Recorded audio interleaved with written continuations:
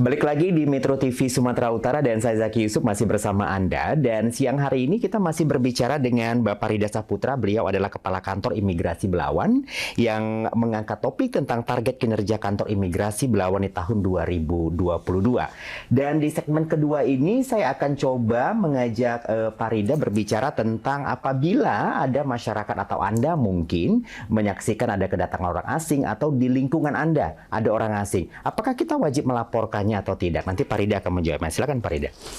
Jadi berdasarkan Undang-Undang Keimigrasian, Undang-Undang Nomor 6 Tahun 2011, bahwasanya setiap orang yang memberikan penginapan ataupun memberikan tempat tinggal wajib untuk melaporkan keberadaan orang asing tersebut selama berada di tempatnya. Wajib ya, Pak Rida ya? Itu wajib.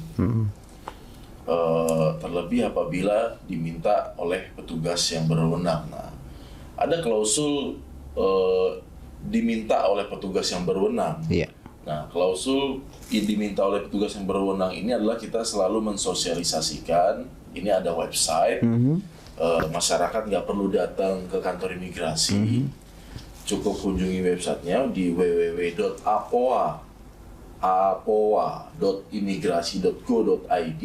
apoa.imigrasi.go.id. Oke, nanti layar kaca Anda bisa lihat. Nanti daftar di situ, isi data diri, kita jamin pelapor akan dirahasiakan identitasnya. Dan kalau memang mengetahui, tinggal foto. Terus kalau tidak tahu dokumen si orang aslinya nggak apa-apa, foto aja orangnya, boleh secara perorangan, boleh berbadan hukum. Sementara ini sih kalau di data kami yang melaporkan masih dari pihak-pihak hotel ataupun tempat penginapan. Tapi masyarakat belum terlibat penuh.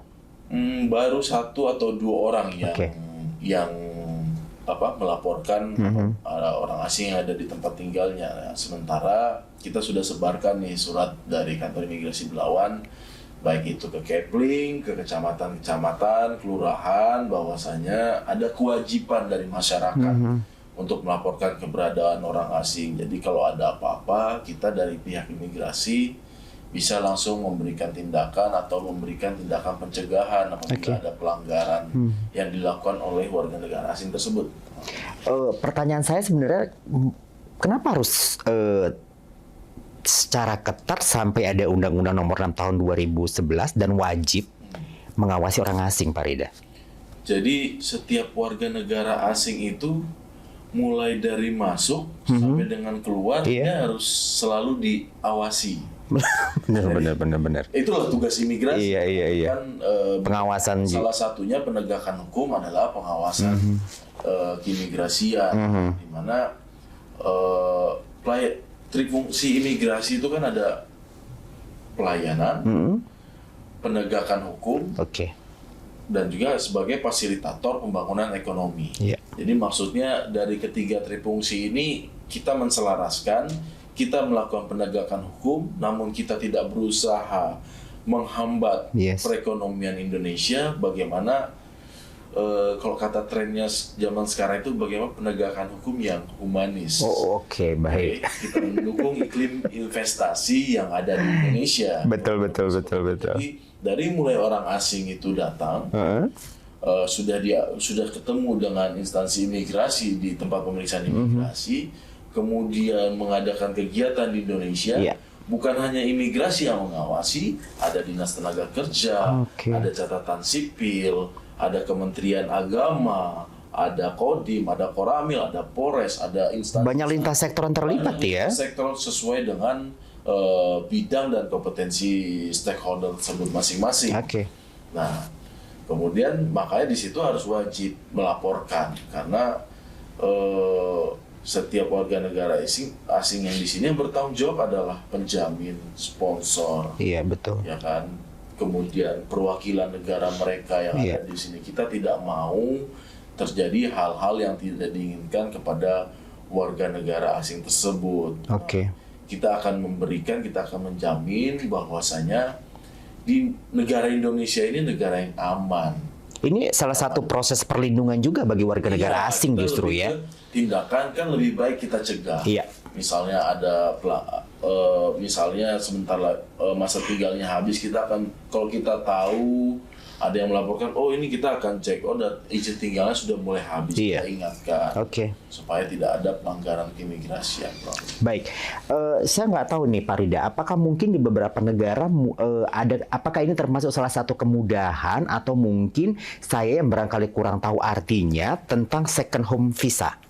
Apakah ini kemudahan sebenarnya diberikan oleh imigrasi untuk mereka orang asing atau seperti apa? Atau mungkin ini program lain dari pemberian visa secara prosedural tetap ya oleh orang asing? Apa sebenarnya second home visa ini sendiri? Jadi setiap negara kan punya kebijakan negara itu masing-masing.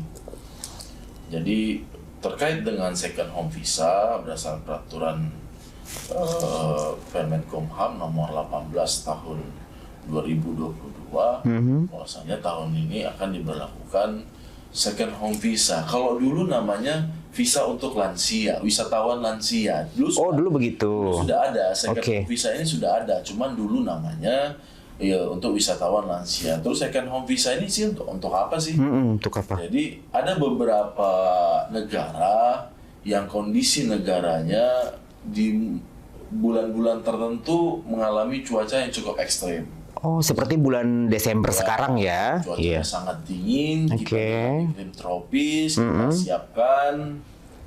Mereka boleh datang keluarga di sini dengan syarat dan ketentuan berlaku. tentunya. Iya. Ada funding yang harus disiapkan untuk sebagai jaminan apa segala macam, dan mereka boleh menetap di sini 5 tahun. Wajib ada sponsor juga. Kalau sudah ada bicara funding. Tetap Oke. ada funding, ada sponsor, tapi sponsor tidak harus yang mewajibkan ada hubungan keluarga. Oke, dan itu merupakan salah satu layanan inovasi juga ya, Iya. Pak Rida ya. Baik, nanti kita kembali lagi Pak Rida di segmen terakhir, dan Anda jangan kemana-mana, Anda tetap terus bersama kami, karena nanti kita akan masih kembali berbicara tentang target kinerja Kantor Imigrasi Belawan tahun 2022, dan tetap bersama kami di Metro TV Sumatera